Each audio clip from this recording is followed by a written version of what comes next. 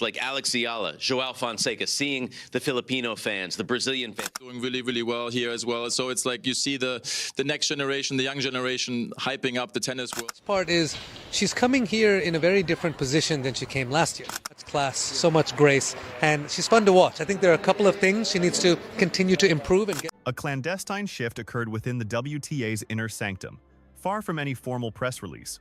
Pundits across the sport are currently grappling with the true weight of these revelations, and quite honestly, the implications should send a tremor through the entire industry.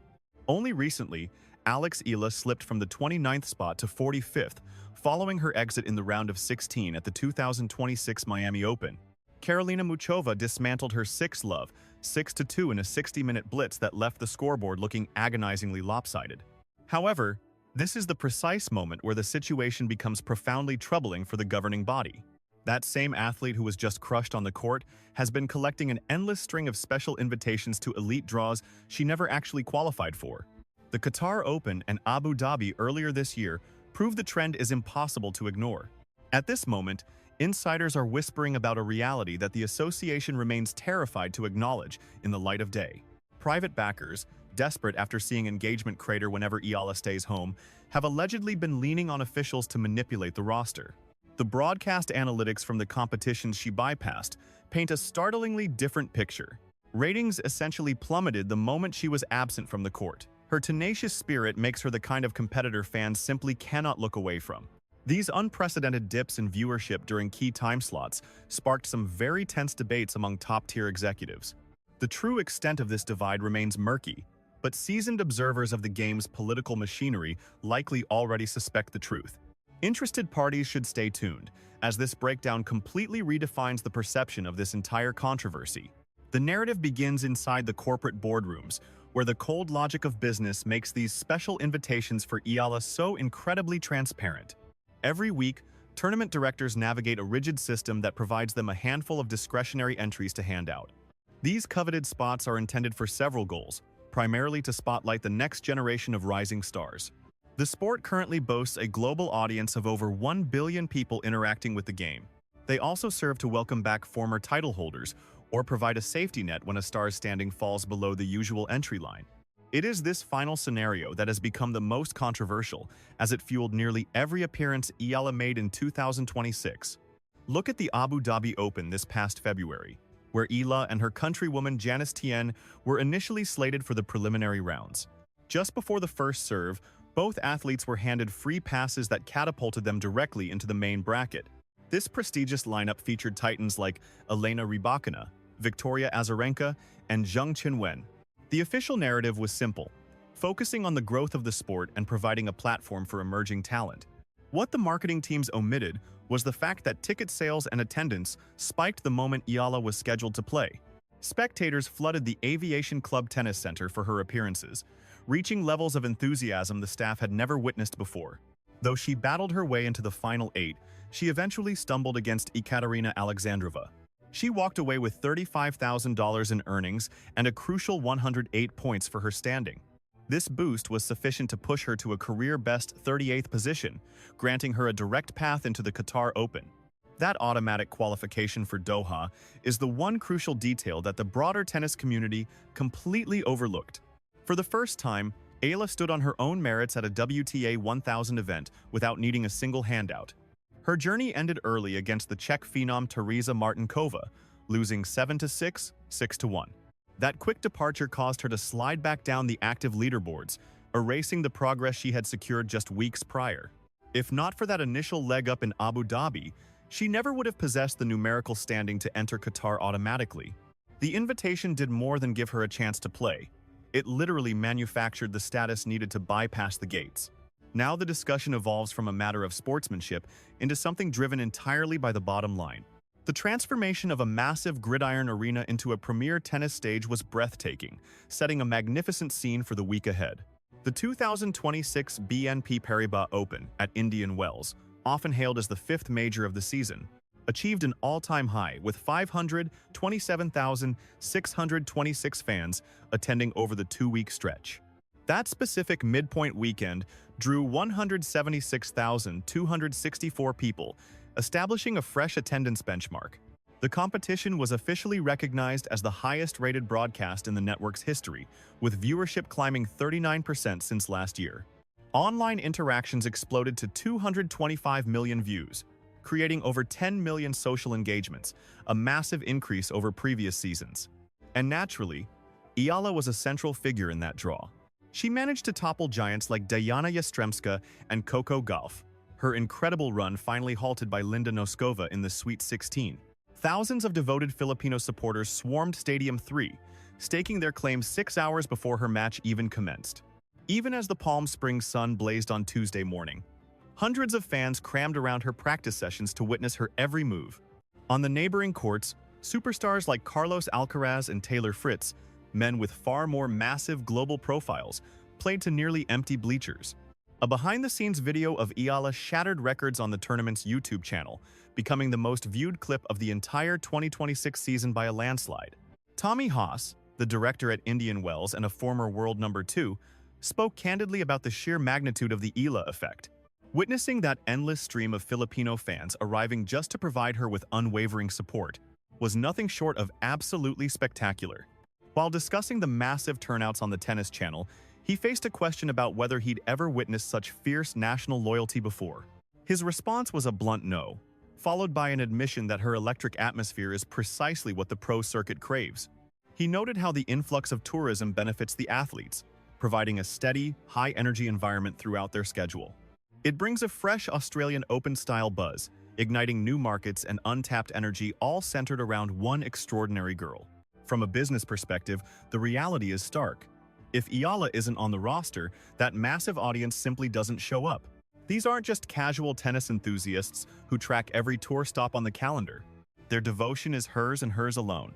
Journalist TJ Manitok explained to Front Office Sports that the Philippines had been desperate to find a successor to Manny Pacquiao's throne. Given the 10 million-plus Filipinos scattered across the globe, including nearly 1.7 million in California, the financial impact she brings is undeniable, a fact savvy sponsors have quickly calculated. Tournament organizers and the WTA's corporate allies are fully aware that she is a walking goldmine. The 2026 BNP Paribas Open shattered records by welcoming 24 new brand partners, its biggest sponsor class ever. Major names like Phage, Lululemon, and Silver Sea stepped up as lead sponsors, while Yonex and Dunlop also threw their weight behind the event. Corporations shelling out seven-figure deals don't just sit idly by if crowds vanish, or social media engagement starts to dip. The corporate reaction to plummeting engagement is swift and predictable. They demand sit-downs and pore over every single performance metric. They scrutinize the data across different tournaments to identify weaknesses, though their stern, private warnings never reach the public ear. However, the ripples of those closed-door meetings are impossible to miss, dictating which stars get the billboard treatment and which tournaments secure the biggest budgets. The preferential primetime slots and main draw advantages given to certain players reveal exactly who the money men are backing. Eala's personal portfolio already boasts heavyweights like Nike, Babolat, Globe Telecom, and the Bank of the Philippine Islands. Insiders suggest more massive endorsements are on the horizon as corporate giants begin to notice her unique trajectory. They are already comparing her market potential to the meteoric rise Emma Raducanu experienced after her 2021 US Open victory. Raducanu transformed from an anonymous underdog to a worldwide icon in just 2 short weeks. While Eala's ascent has been more gradual, her total financial influence might actually be deeper, setting her apart from Raducanu. While Raducanu's appeal is scattered across the UK and general Asian markets, Eala's following is a disciplined globe-trotting force that will cross oceans just to pack a stadium. Broadcaster Gigi Salmon put it bluntly during a tennis event, noting that when it comes to raw star power, the masses following her might make her the sport's most significant figure. Even Coco Gauff benefited from Eala's fans to sell out the Dubai quarterfinals. After securing a 6-0, 6-2 victory, Gauff took a moment to address the energized crowd. She thanked Alex for introducing an entirely new audience to tennis, despite the lopsided nature of the contest. Her simple acknowledgement of the fans' presence was a loud, clear signal to every executive watching from the VIP boxes. To grasp why the tennis establishment is reeling, one must examine the staggering evolution of her career, as the numbers paint a picture that defies common logic. When she stepped onto the court for the 2025 Miami Open, she held a dismal career record of only 2 wins against 14 losses, Never in her professional life had she managed to secure consecutive victories on the WTA stage. Sitting at world number 140, she had only scraped together $498,901 after years of toil in the minor leagues. Her initial foray into the Miami Open's primary bracket occurred back in 2021, entering via a teenage wildcard, only to falter in the opening set. A string of invited appearances followed, each ending in premature exits, prompting many tennis insiders to loudly doubt the merit of her 2025 invitations. She then proceeded to systematically dismantle Jelena Ostapenko, who had previously claimed the 2017 Roland Garros title. Her next conquest was Madison Keys, the reigning queen of the Australian Open, whom she swept aside 6-4, 6-2. The momentum surged as she knocked out the world's second-ranked player and five-time major champion Iga Swiatek with a 6-2, 7-5 victory. This performance tied the greatest run ever by a female wildcard in Miami, placing her alongside icons like Justine Henin and Victoria Azarenka. She also made history as the second lowest-ranked woman to reach the Miami semifinals since the tournament's debut in 1985. She sat only behind Azarenka herself, who held the number 186 spot during her legendary 2018 return from maternity leave. These explosive triumphs catapulted her global standing from number 140 to 75 in just 7 days. Her financial haul from that single Miami appearance reached a staggering $300, $32,000, $160. This paycheck accounted for exactly 66.6% of all the money she had earned throughout her entire professional journey. Since that turning point, her rise has been relentless, piercing the top 50 by November 2025 and the top 40 by February 2026. Her upward climb reached its peak in March 2026 when she secured a career-best world ranking of number 29. The profound irony today is that the very athlete who rose to fame on the back of a wild card just endured a crushing blow at the exact venue that originally turned her into a household name. 14th seed Karolina Muchova, the current Doha title holder, needed a mere 60 minutes to completely unravel Eala's defense. Muchova dominated the round of 16 with a 6-0, 6-2 score, winning 80% of points on her opening serve in a total mismatch. Eala's efficiency tanked at 39%, while Muchova capitalized on 64% of return opportunities compared to Eala's meager 20%. The Czech powerhouse broke her serve immediately and never let go, extending Eala's winless streak against Czech players to 0-12. The statistical reality is grim. She arrived in Miami sitting at number 29 with 1,525 points. Her massive 390-point gain from the previous year's semifinal vanished, replaced by a hollow 120-point consolation. Plummeting to 45th in the live standings, she now faces a desperate need for a semifinal finish to claw back into the elite top 30. That opportunity lies ahead at the WTA 500 Upper Austria Ladies Linz tournament, scheduled for early April. It is a fresh battlefield where she has no points to protect, bringing the heated wildcard debate back into the spotlight. Should her standing continue to slide during the upcoming clay season, European tournament organizers will face a commercial dilemma with no easy fix. While strict ranking logic suggests she stay home, the sheer volume of audience engagement and television ratings suggests a different reality. The massive sponsor interest and her 960,000 Instagram followers represent a marketing force that simply cannot be ignored. Holding nearly twice the social reach of much higher-ranked players, she highlights the commercial pressures the WTA rarely admits influence their selections. Official rhetoric usually highlights emerging talent or national growth, but the pattern of these special invites reveals a deeper corporate truth. The specific choices regarding who receives these golden tickets tell a story that goes far beyond what formal press releases allow. The tennis community isn't reeling because of a new trend, but because the underlying machinery of the sport is now fully exposed. Practices that once occurred in the shadows are now glaringly obvious to anyone paying attention to the bracket. Because the athlete at the center of this controversy is so uniquely gifted, critics find it difficult to condemn the final results. Even as the fairness of the system is scrutinized, it is clear that Eala herself never campaigned for any special favors. She has been a fixture at the Rafa Nadal Academy since age 13, suffering through years of grueling lower-tier ITF matches.